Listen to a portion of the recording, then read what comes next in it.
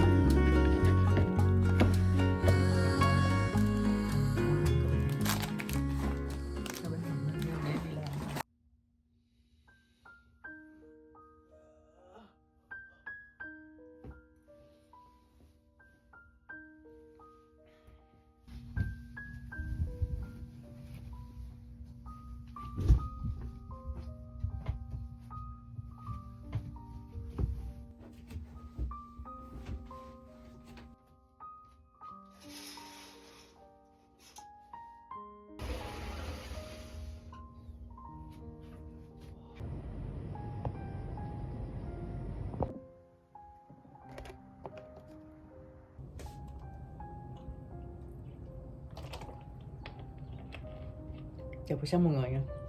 Thì hôm nay là một ngày trong tuần thôi. Bình thường là 2 ngày cuối tuần cho nên mình mới quay video. Mà hôm nay là ngày trong tuần bởi vì đây là ngày đầu tiên mình đi làm ca đêm nữa các bạn. Cho nên là 15 giờ chiều là mình sẽ bắt đầu đi làm đến khuya mới về. Thì bây giờ mình sẽ ngồi mình trả lời bình luận nha. Mấy hôm nay mình bận quá, mình không có trả lời bình luận mà khi mình có thể bỏ sót rất là nhiều bình luận của mọi người. Cho nên là hôm nay mình sẽ ngồi mình dành thời gian để mình trả lời bình luận.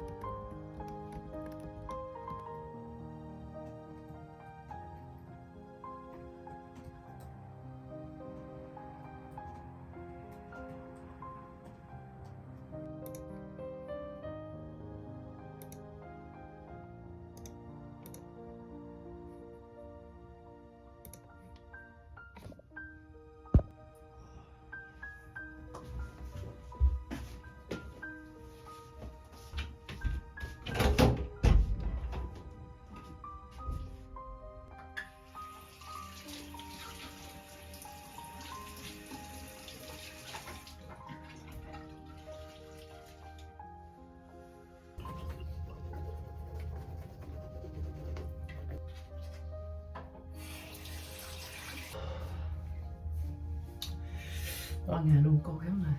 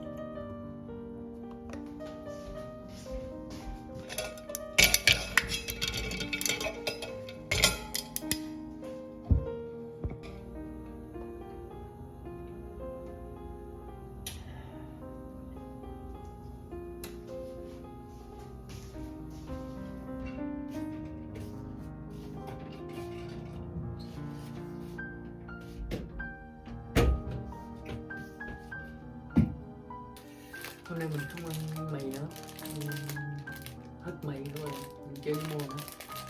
Sữa cũng hết luôn, mình uống ly này đi cùng. Nên thôi mình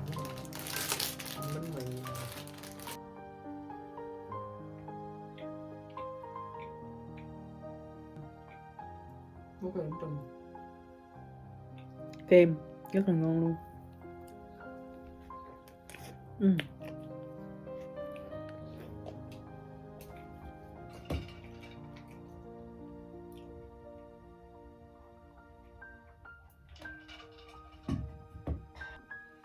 Ngón tay dài các bạn.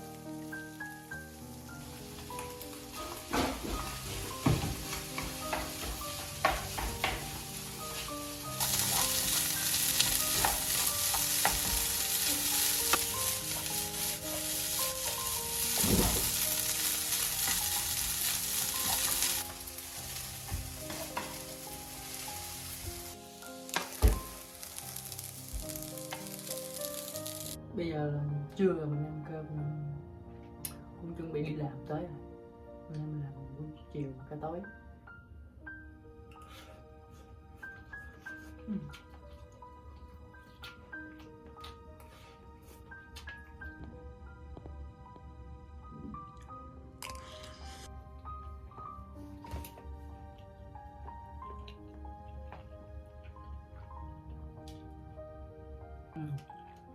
Ngày mình phải ăn cơm, xong mình đi làm cái đêm mới có sức.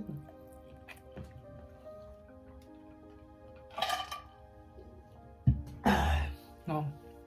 Đi làm cái đêm cho nên mình cũng mang cái này. Hai bánh này mình ăn, mình không ăn cơm theo. Hai bánh này mình mang theo để đi làm. Rồi mình chuẩn bị đi làm tới giờ rồi.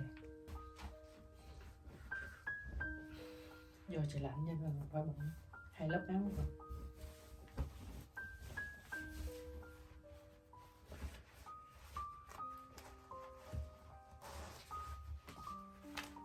Xong.